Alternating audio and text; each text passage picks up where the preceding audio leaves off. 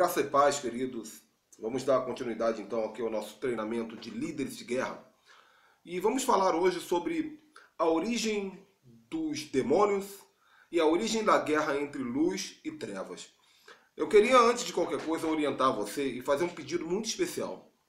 Que você tome cuidado para não cair para o lado de ensinar mais do que viver. Tem um ditado que diz: quem sabe, faz. Quem não sabe, ensina.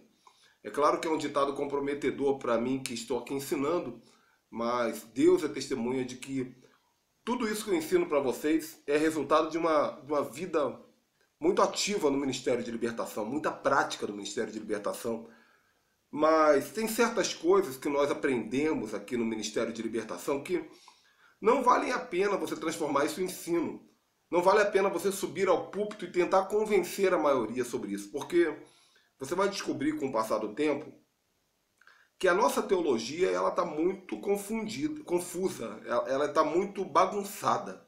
A nossa teologia ela está muito influenciada pelo manto de Maria, pelo manto católico, e com certeza o dedo de Satanás está nisso. Então, muitas coisas que você como libertador vai tentar pregar, vai tentar ensinar, você vai enfrentar levante da oposição, dos fundamentalistas, dos teólogos, dos religiosos.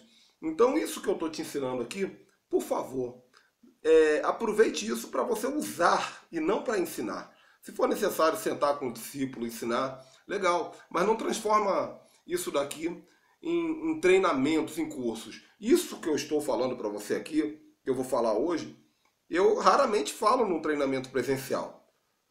Raramente eu falo isso daqui no púlpito de uma igreja.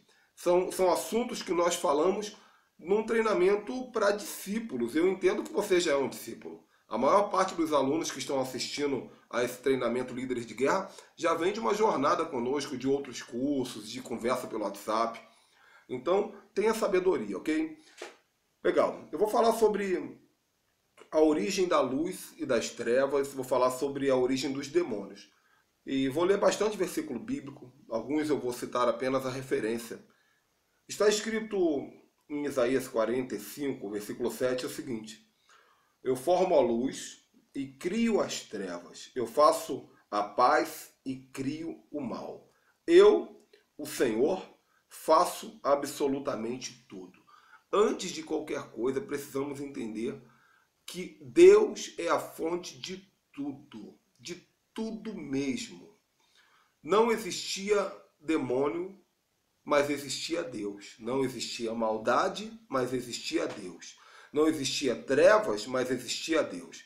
A palavra de Deus diz que Ele é a fonte de tudo. Todas as coisas foram feitas por Ele, e sem Ele, nada do que foi feito se fez. Jesus diz: sem mim nada podeis fazer.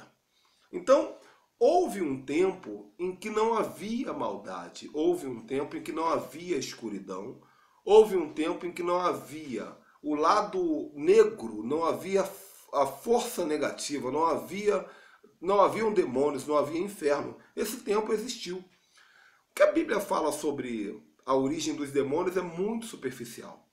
Por algum motivo, Deus não desatou toda essa informação para nós. Algum tempo atrás, algumas dezenas de anos atrás, foi encontrado, você que estudou teologia sabe disso, foram encontrados alguns livros com informações muito preciosas e que estão sendo consideradas pela teologia no manuscrito do Mar Morto. Em algumas cavernas foram encontrados alguns rolos de cópias de livros bíblicos e junto com eles algumas informações escritas que vieram trazer luz a muitas coisas que a própria Bíblia diz, mas que a teologia tinha dificuldade de compreender. E junto a esses livros do manuscrito do Mar Morto, foi encontrado um livro chamado Livro de Melquisedeque. Esse livro de Melquisedeque, claro que nós não devemos aceitá-lo como se fosse parte das Escrituras, mas esse livro de Melquisedeque, ele de maneira alguma contradiz a Bíblia. Pelo contrário, ele vai explicar muita coisa que a Bíblia fala com detalhes. E esse livro de Melquisedeque, seria até bom você depois, no tempo certo, não faça isso agora não. Quando você terminar o curso Líderes de Guerra, você vai estar bem mais evoluído espiritualmente, aí você dá uma olhadinha nesse livro de Melquisedeque, porque esse livro ele vai contar de uma maneira um pouquinho mais detalhada, tudo o que aconteceu antes de Gênesis capítulo 1. E ele vai explicar algumas coisas que estão escritas na Bíblia e que nós lemos isoladamente e não compreendemos acerca de anjos, demônios, Deus, o mundo espiritual, a batalha espiritual. Mas o que a Bíblia fala sobre batalha espiritual? O que a Bíblia fala sobre anjos e demônios, sobre a origem do inferno, ainda é muito superficial. E eu vou te explicar por quê. O que nós temos, que a teologia usa muito, é Isaías capítulo 14, versículo 11 ao 20, que é um texto que todos nós conhecemos. Deixa eu abrir aqui também um pouquinho na minha Bíblia online. Isaías 14, 11 a 20, está escrito o seguinte: derrubada está na cova a tua soberba e também o som da tua harpa. Por baixo de ti uma cama de gusanos e os vermes são a sua coberta. Como caíste do céu, ó estrela da manhã, filho da alva, foste lançado por terra, tu que debilitavas as nações. Tu que dizias no teu coração, eu subirei ao céu acima das estrelas de Deus, exaltarei o meu trono no monte da congregação, me assentarei nas extremidades do norte. Subirei acima das mais altas nuvens e serei semelhante ao Altíssimo. Contudo, serás precipitados ao reino dos mortos, no mais profundo abismo. E aí continua o texto. Esse texto de Isaías 14, nós recebemos isso muito fácil, assim como a origem do diabo, com a rebelião do diabo querendo tomar o trono de Deus. Eu, inclusive, considero também esse texto, de alguma forma, um pouquinho diferente da teologia. Só que tem uma curiosidade aqui, que em momento algum desse texto, fala que o profeta Isaías está dirigindo a palavra a Satanás. Em momento algum desse texto está escrito assim: essa é a palavra de Deus através de Isaías para Satanás. Não existe isso. Isso daqui é a teologia resolveu aceitar. Mas o que acontece é que, se nós estudarmos com atenção, o contexto não tem nada disso. O contexto fala sobre a restauração de Israel.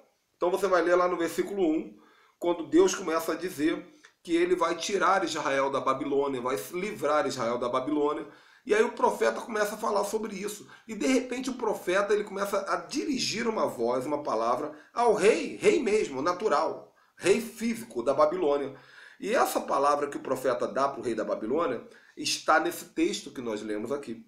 Então, teologicamente falando, não estamos aqui falando claramente sobre Satanás. Estamos falando sobre um homem que debilitava as nações. A Babilônia fazia isso. A Babilônia saqueava, humilhava as nações. E o rei da Babilônia, ele queria se tornar como um deus. Como um deus. Então, ele será abatido e o profeta fala sobre isso. Agora, se nós queremos crer que paralelamente, por uma ótica profética, também está falando de Satanás, legal, respeito isso. Só que de teologia, facilmente se derruba esse argumento de que Isaías 14 fala de Satanás, literalmente. E aí nós vamos ter um outro texto que está em Ezequiel capítulo 28, também é um texto muito conhecido. Deixa eu ver se eu consigo abrir aqui para você. Ezequiel 28, a profecia contra o rei de Tiro.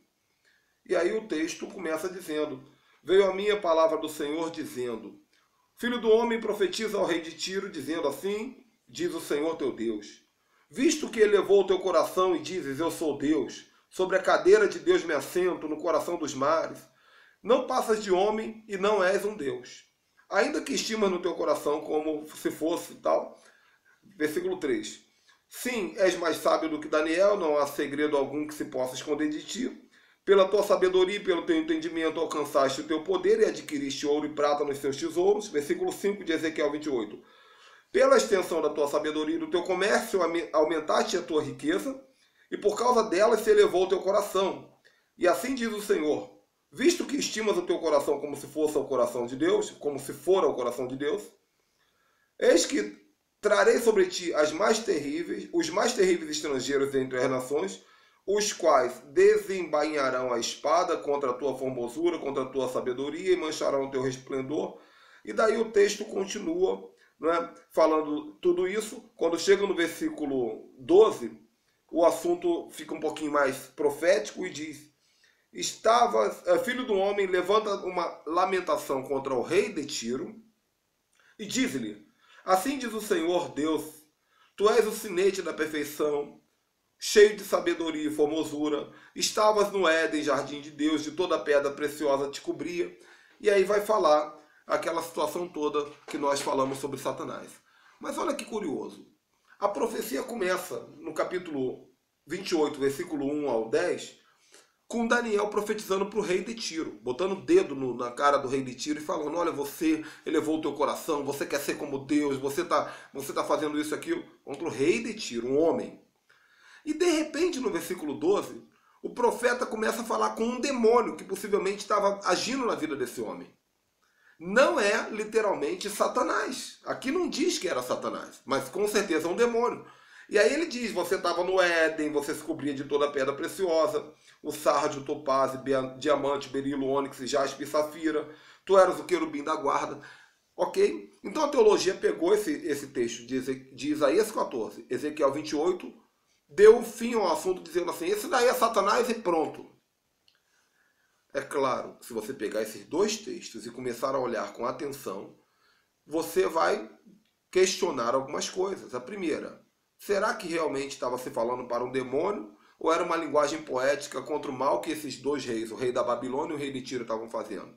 Segundo, se de fato esse texto falava para um demônio, será que era para o próprio Satanás ou era o demônio que estava agindo na vida do rei da Babilônia, o rei de Tiro?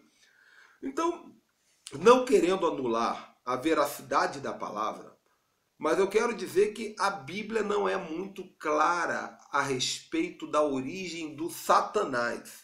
Mas a Bíblia é clara em dizer que demônios existem, ok? Um outro texto que a Bíblia fala sobre a queda de demônios, esse daí é o que é o mais claro de se entender, mas é o que a teologia mais ignora. Isso me deixa muito curioso, que está, se eu não me engano, em Gênesis capítulo 6. É isso mesmo.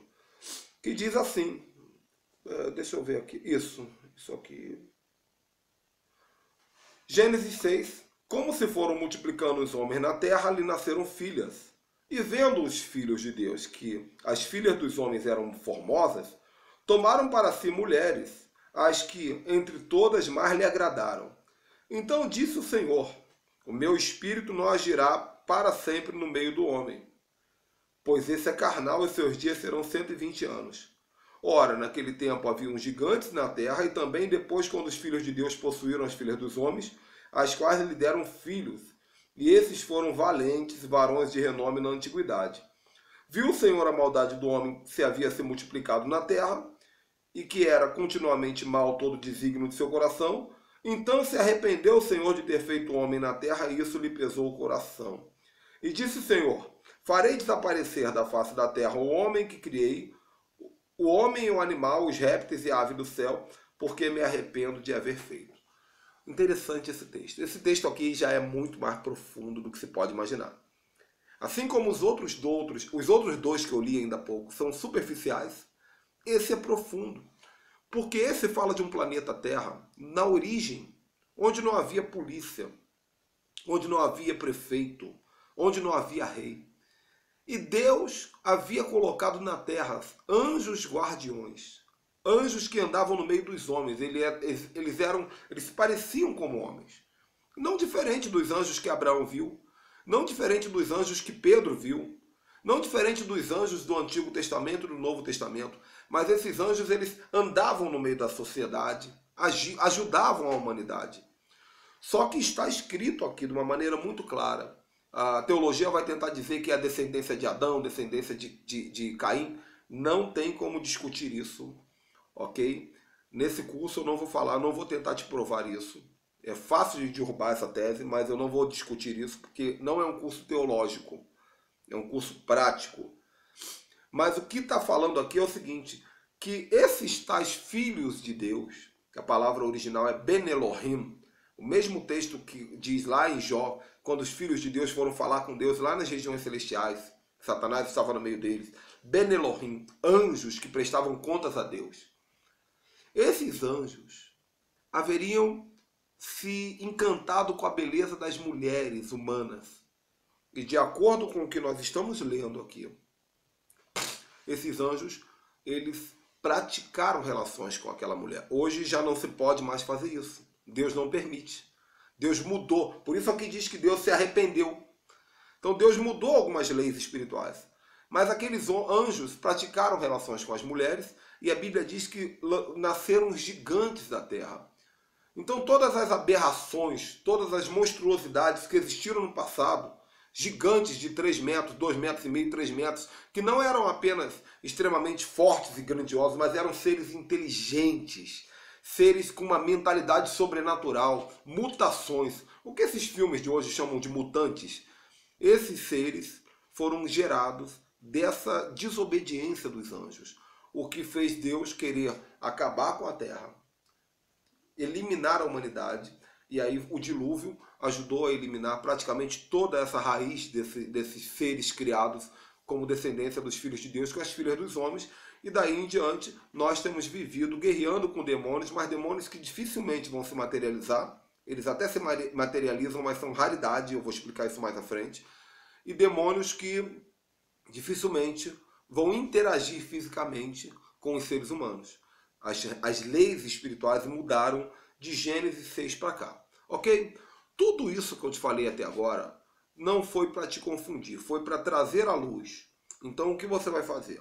Você vai pegar a sua Bíblia e vai mastigar bastante Isaías 14, vai mastigar bastante Ezequiel 28, vai mastigar bastante Gênesis 6, vai aprofundar com enciclopédias, mas não seja guiado pela teologia, porque a teologia ela diz o seguinte: é isso que eu penso, é isso que você tem que fazer, e é isso que você tem que entender, e fim de papo. Tenha sua mente livre, sua mente aberta, para que a verdade te alcance. E o outro texto que fala sobre a origem de demônios, que, ao meu ver, ainda é mais complexo e duvidoso, está em Apocalipse, capítulo 12, versículo 4, que diz que o dragão, a antiga serpente, com a sua cauda, arrastou a terça parte das estrelas do céu. Então, baseado nesse texto, superficialmente dizemos, Satanás derrubou a terça parte do céu, eram anjos, viraram demônios. Mas não está escrito isso. Em primeiro lugar, Apocalipse não fala do livro das coisas que aconteceram, ele fala das coisas que acontecerão. Apocalipse é um aviso, como eu falei no último vídeo, é um aviso, é uma premonição, é um aviso profético do fim dos tempos. Então Apocalipse 14, ele não está explicando algo que aconteceu. Ele diz, de alguma maneira, eu não sei explicar isso, eu não acredito que vai ter uma segunda guerra nos céus, eu não acredito. Mas o assunto aqui é o seguinte, ele está dizendo que o dragão, a antiga serpente, ou seja, a serpente do Éden, evoluiu no passar desses 6.000 anos, e no final dos tempos ela é chamada de dragão. O dragão, a antiga serpente, por isso é final dos tempos. Arrastou com a sua cauda a terça parte das estrelas do céu. E aqui, diga-se de passagem, não diz, embora possa se acreditar, não diz que são demônios e nem diz que são anjos. Diz que arrastou a terça parte das estrelas. Então, eu queria que você observasse como o que nós temos para falar sobre a origem dos anjos, a origem dos demônios, é superficial. Olhe isso com carinho, olhe isso com atenção. E não deixe de estudar mais à frente. Isso é precoce você estudar isso agora. Mas não deixe de estudar um pouquinho sobre o livro de Melquisedeque, porque o livro de Melquisedeque ele tem sido muito útil para aqueles que querem compreender muitos textos bíblicos que você lê e você fala, eu não entendi nada. E aí quando você pega um livro paralelo como esse, o livro vai trazer luz para que você volte para a palavra e a palavra ela vai ter clareza para te explicar. Ok, tranquilo, gente. Espero não estar confundindo vocês.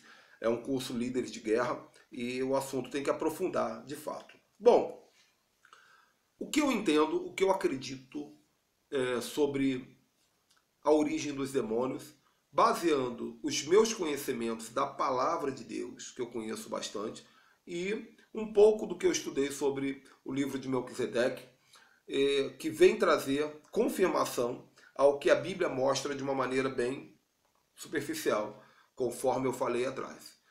O universo é muito mais do que o sistema solar. Isso a ciência já tem provado.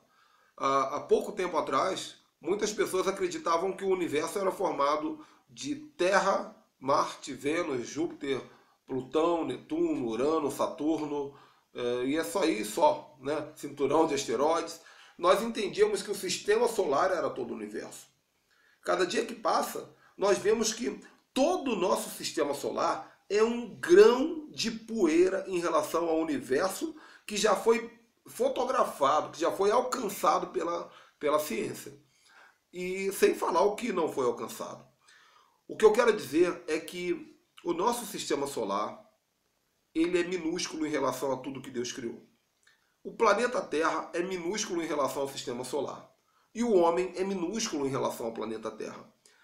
Deus não é apenas o Deus do sistema solar. Deus é um Deus de toda a Terra. Deus é um Deus do universo.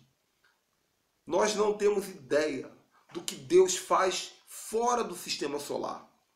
Mas acredito eu que existe muita verdade para nós descobrirmos a eternidade. E isso abre margem para nós acreditarmos em muitas coisas que nós temos medo de acreditar. E eu nem quero falar aqui porque eu já dei conteúdo profundo no início do vídeo. A questão é que Deus toma conta do universo através dos seus anjos. Então, da mesma maneira que Deus colocou anjos na terra para ajudar a cuidar da terra, Deus colocou anjos na Lua, Deus colocou anjos no Sol, Deus colocou anjos em Marte, mas não apenas no sistema solar. Existem colônias de anjos. Anjos são seres que têm vontade. Anjos são seres que pensam, não são robôs. Eu vou te provar que anjo tem vontade. A Bíblia diz que os anjos queriam pregar o evangelho para os homens e Deus não deixou. Então, é muito simples isso. Os anjos falaram, Senhor, nós gostaríamos, nós estamos aqui e nós queríamos pedir para pregar o evangelho. E Deus falou, não quero, quem vai pregar o evangelho vai ser a igreja. Então, veja bem, os anjos são íntegros, são obedientes, mas eles têm vontades, eles têm pensamentos, eles são seres. Como seres, apesar de a Bíblia dizer que eles não se casam, não se dão em casamento, são seres assexuados, mas não deixam de ser seres. Eles vivem nas comunidades, comunidades angelicais, espalhadas pelo universo. Anjos não ficam desligados, parados igual robôs, e quando vão servir a um crente, eles funcionam. Não, eles vivem o tempo inteiro. E isso daí é difícil de explicar porque são apenas resumos do que Deus vai nos mostrar lá na frente, no futuro. Quando nós tivermos um novo corpo, quando nós estivermos na eternidade, nós vamos voar pelo universo. Quando nós tivermos um novo corpo, nós vamos ultrapassar os limites que Deus colocou ao homem humano, e nós vamos poder ver o que jamais foi visto. Por isso a Bíblia diz que nem olhos viram, nem ouvidos ouviram, e jamais penetrou no coração, no entendimento humano que Deus tem preparado. Então, como esses anjos funcionam? Esses anjos, eles tomam conta de regiões do mundo espiritual. E esses anjos viajam o universo inteiro através da sua super velocidade, mas eles também viajam atravessando portais dimensionais. Um anjo abre um portal, aparece em outro sistema. Já tem filmes de Hollywood falando um pouquinho sobre isso. E talvez mais para frente eu explico o que os filmes significam no mundo espiritual. Entendeu? Porque tudo tem um propósito. E como quando os profetas se calam, Deus levanta a pedra para falar, para mostrar como as coisas funcionam. Quando a teologia se fecha, Deus ele vai ter que abrir outros caminhos para que o entendimento chegue aos profetas. Então veja bem, esses seres espirituais maravilhosos chamados anjos, arcanjos, querubins, serafins, carruagens de fogo, cavalos de fogo, que foi o que foi escrito pelos profetas bíblicos, e acredito eu que tem muita coisa que nem foi escrita. Esses seres espirituais, eles governam todo o universo, eles mapeiam o universo. E dentre esses seres, existia um que tinha uma função. A Bíblia diz um pouquinho sobre ele, mas ele voava nas regiões celestiais, no meio das pedras afogueadas. Ele tramitava entre todo o universo, atravessava um portal, entrava em outro, ele via de tudo. E esse ser, que hoje nós chamamos de Satanás, diz o livro de Melquisedeque. Então, tudo que eu falar sobre Melquisedeque, você não precisa levar como se fosse Bíblia, mas fica aberto a desatar o seu entendimento. Tudo bem? Fica claro isso aí. Diz o livro de Melquisedeque que esse ser, esse anjo, uma certa vez viajando pelo universo, de um lado para o outro, o universo era todo formado de luz, era apenas luz. Por isso a Bíblia diz que Deus habita na luz inalcançável. é só luz. A luz era o comum, não existia treva. Mas uma certa vez esse ser, ele passando por uma região do mundo do universo e do mundo espiritual, porque era tudo junto, esse ser, ele viu uma espécie de um buraco negro, chamado de abismo. E ele olhou daquele buraco negro, ele queria entrar no buraco negro, mas não conseguia. E ele percebeu que o buraco negro estava impedindo o acesso dos anjos ao buraco negro. Esse buraco negro, esse caos, essa escuridão. Então, ele foi até Deus e disse, eu quero ter acesso à escuridão, eu quero saber o que tem na escuridão. E Deus falou para ele, a escuridão está separada. Você não pode mexer com a escuridão, nenhum anjo pode mexer com a escuridão. Então esse ser, ele começou a questionar, ele passou alguns anos, ou talvez até alguns séculos, não se sabe porque a eternidade não tem como contar, questionando, eu quero a escuridão, ele ficou obcecado pela escuridão. E essa obsessão fez esse anjo trabalhar a mente de muitos outros anjos. E esses outros anjos, possivelmente príncipes de planetas, seres de alto poder de governo, influenciados por Satanás. Então, uma certa vez, teve uma discussão entre um grupo de anjos, um grupo de líderes e Deus. E Deus, ele disse, não vai acontecer, e ele liberou um juízo. Ele afastou esse anjo rebelde da habitação celestial. Mas olha que coisa interessante. Quando Deus afastou esse anjo rebelde da habitação celestial, para onde Deus manda esse anjo rebelde? Justamente para o lugar que ele queria ir. Para o mais profundo abismo, ele foi precipitado, lançado há 65 milhões de anos. Um grande meteoro que caiu sobre a Terra, que era uma escuridão, que era um abismo, que era sem forma e vazia. E o espírito que se movia sobre a face do abismo. Quem tomava conta dessa escuridão era o próprio Deus, através do seu espírito. Mas agora, esse ser caído, junto com todos os seus seguidores, eles ficaram na Terra. E algum tempo depois, não se sabe se foi um dia, uma hora, milênios, porque na eternidade não tem como mensurar isso. Algum tempo depois, Deus pega aquele abismo e resolve tirar a treva do abismo. Então Deus diz, haja luz, e houve luz. E no versículo 4 de Gênesis, capítulo 1, Deus faz separação entre a luz e as trevas. Agora, qual era o argumento de Satanás? O argumento de Satanás para os anjos era o seguinte, Deus não quer liberar as trevas, porque Deus, ele tem medo das trevas. Mas na verdade, dizia Satanás, na verdade as trevas elas ajudam a estimular a luz. As trevas facilitam o crescimento da luz. O argumento de Satanás, segundo o livro de Melquisedeque, é que a luz já não estava conseguindo mais se propagar e ela precisava das trevas para poder trabalhar junto. É a filosofia do yin e yang, do bem e do mal, daquela bolinha que tem um lado branco e um lado preto. Essa filosofia foi criada pelo Satanás. Então Satanás, ele afirma de que o bem depende do mal para existir e que o mal depende do bem para existir. Tem muita gente que entende isso, que Deus criou o mal porque Deus precisa do mal. Mas é mentira. Dá para você ser feliz só com o bem. Dá para você viver só com o bem. Nós não precisamos de maldição. Nós não precisamos de doença. Nós não precisamos de maldade. Nós não precisamos de cativeiro, de pecado, de iniquidade. Nós poderíamos ser muito felizes sem o adultério, sem a cerveja, sem o cigarro, sem a profanação, sem o assassinato. Poderíamos ser muito felizes sem o pecado. Só que o diabo ele já havia contaminado uma multidão de anjos. Não sei se são a terça parte, ou se é menos, ou se é mais. Uma coisa é certa. Agora, o diabo ele queria trabalhar a sua tese, a sua ideia do abismo e a briga entre trevas e luz. A importância das trevas para o funcionamento da luz. Aí Deus criou um homem à sua imagem e semelhança, Adão, junto com Eva. Um pouquinho antes Deus cria Adão. Isso é um outro assunto que eu explico com muitos detalhes no curso de Batalha Espiritual no Casamento. E quando Deus cria Adão, Deus faz algo tremendo. Deus cria junto com Adão o livre-arbítrio, que não existia no céu. O livre-arbítrio é o seguinte, você pode escolher se quer acreditar apenas na luz ou se você quer acreditar na dualidade da luz e trevas. E como é que Deus fez isso? Deus colocou no meio do jardim do Éden duas árvores. A árvore da vida e a árvore do conhecimento do bem e do mal, ou da luz e das trevas. Se Adão comesse apenas da árvore da vida, Adão ia conhecer apenas a luz. Ele ia conhecer apenas o bem. Ele ia conhecer apenas o lado bom das coisas, a pureza, o crescimento sem limites, a mente brilhante, a força extraordinária, a capacidade de portais abertos, de misturar mundo espiritual com mundo natural, a longevidade, quem sabe a eternidade. Tem muito a se discutir no que eu estou te falando.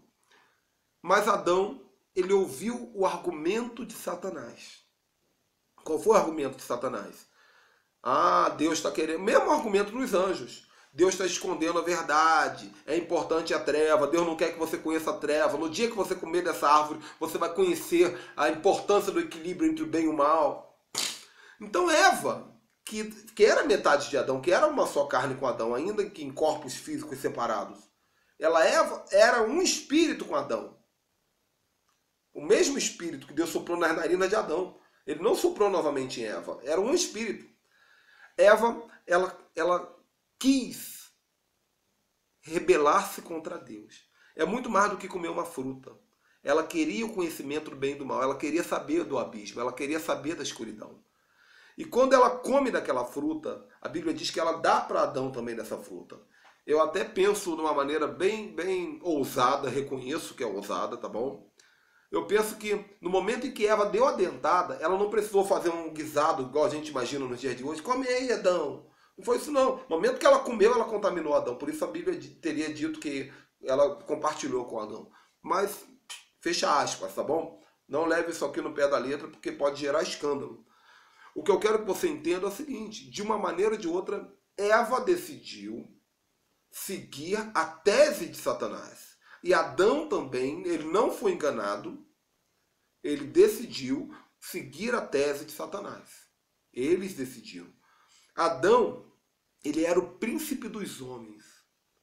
Então veja bem, quando um líder cai, todos os seus seguidores estão comprometidos.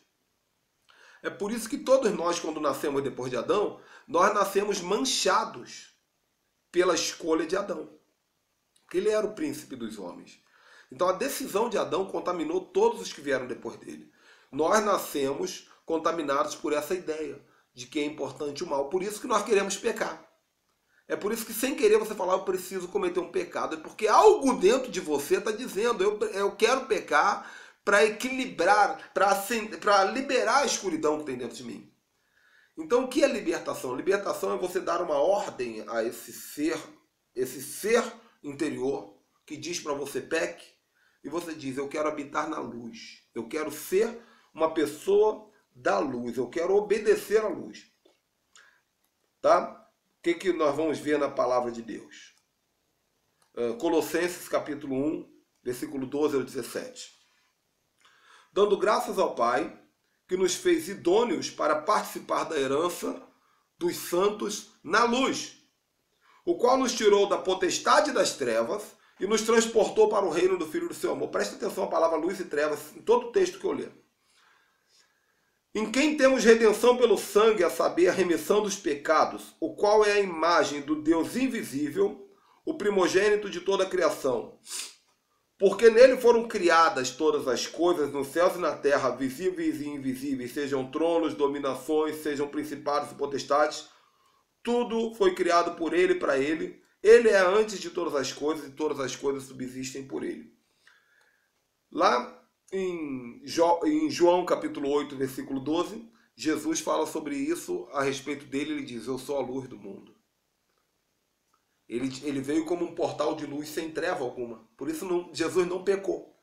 Por que Jesus não pecou? Para provar para Satanás e para os anjos todos que não é necessário as trevas. Aleluia por isso. Não é? Esse trabalho maravilhoso de Jesus. Tiago, capítulo 1, versículo 17. Está escrito, toda boa dádiva e todo dom perfeito vem do alto, descendo do Pai das luzes, em quem não há oscilação, como se vê nas nuvens inconstantes. Então ele está dizendo aqui que tudo que é bom, tudo que é perfeito vem do alto, descendo do Pai das luzes. O Senhor, nosso Deus, é o Pai das luzes. E qual é o trabalho da igreja? O trabalho da igreja é viver na luz. Isso é guerra espiritual. viver na luz e mostrar para o inferno que a luz prevalece sobre as trevas e que a luz não precisa de trevas. Como é que eu vejo isso na Bíblia? Isaías capítulo 9, versículo 2, 9 e 2. O povo que andava em trevas viu uma grande luz. Mateus capítulo 5, versículo 14 ao 16, você conhece esse de cor. Vós sois a luz do mundo. Não se pode esconder uma cidade edificada sobre os montes, e nem se acende uma candeia para colocá-la debaixo do alqueire, mas no velador que ilumina a todos os que se encontram na casa. Assim brilhe também a vossa luz diante dos homens, para que vejam as vossas boas obras e glorifiquem ao vosso Pai que está no céu. Aleluia. 1 Tessalonicenses capítulo 5, versículo 19 diz: não apagueis o Espírito, porque o Espírito Santo revela a luz de Deus. Isaías capítulo 60, versículo 1 e 2: levanta-te e resplandece, porque vem a tua luz. A glória do Senhor nasce sobre ti. Porque eis que as trevas cobrem a terra, a escuridão os povos, mas sobre ti aparece resplandecente o Senhor e a sua glória se vê sobre ti. Olha como a Bíblia fala sobre essa briga entre luz e trevas e como a luz ela tem que vencer as trevas, que não é necessário equilíbrio. 2 Coríntios capítulo 4, versículo 6. Porquanto foi Deus quem ordenou, das trevas resplandeça a luz. Pois ele mesmo resplandeceu em nossos corações para a iluminação do conhecimento da glória de Deus na face de Cristo. O poder do servo vem de Deus. Efésios, capítulo 6, versículo 12, que é o nosso texto de batalha espiritual. Porque não temos que lutar contra carne e sangue, mas sim contra os principados e potestades, contra os príncipes das trevas deste século, contra as hostes espirituais da maldade nos lugares celestiais. Muito interessante isso. Então, o trabalho principal nosso qual é? Primeiro, andarmos na luz. A Bíblia diz que nós devemos andar na luz como ele andou. Nós devemos andar na luz. Mostrar para o inferno que não precisamos de trevas. E o segundo trabalho, andar na luz, fala de ser santificado. E o segundo trabalho é ajudar as pessoas a conhecerem essa luz. Como conhecer a luz? Tirando toda a treva da vida dela. Todo pecado, toda maldição, toda iniquidade, todo cativeiro, todo objeto amaldiçoado, todo engano, toda confusão. A transformação das vidas é acender a luz sobre elas. Jeremias capítulo 13, versículo 16 diz: dai glória ao Senhor vosso Deus, antes que cheguem as trevas, e antes que os vossos pés tropecem nos montes escuros. Antes que, esperando vós a luz, ele a transforme na mais densa escuridão e reduza a uma noite sem fim. Entenderam, gente? Então, é claro que, como eu disse no início do vídeo, não é fácil explicar a origem dos demônios. Mas uma coisa é certa, a Bíblia mostra claramente que existe uma briga entre luz e trevas e que o tempo inteiro Deus está trabalhando para que as trevas não existam mais. Lá em Apocalipse, no final de tudo, depois que Satanás for mandado para o lago de fogo e enxofre com seus demônios, a Bíblia vai falar lá em Apocalipse que não haverá mais noite. O sol vai brilhar o tempo inteiro. O que significa isso? Que Deus vai restaurar tudo que foi profanado por aquele anjo que voava pelo universo, obcecado pela escuridão, obcecado pelas trevas. A luz vai iluminar e não haverá mais tristeza, não haverá mais dor, não haverá mais pecado. Haverá apenas o triunfo da luz eterna, ok? Então eu espero que eu tenha conseguido explicar para vocês um pouquinho sobre a origem do diabo. No próximo vídeo vamos falar sobre hierarquias espirituais e sobre como os demônios operam nas suas hierarquias. Estamos começando a esquentar, espero que você esteja orando muito, jejuando muito, para que esteja pronto para esse novo nível, esse novo módulo. Deus te abençoe muito. Tchau, tchau.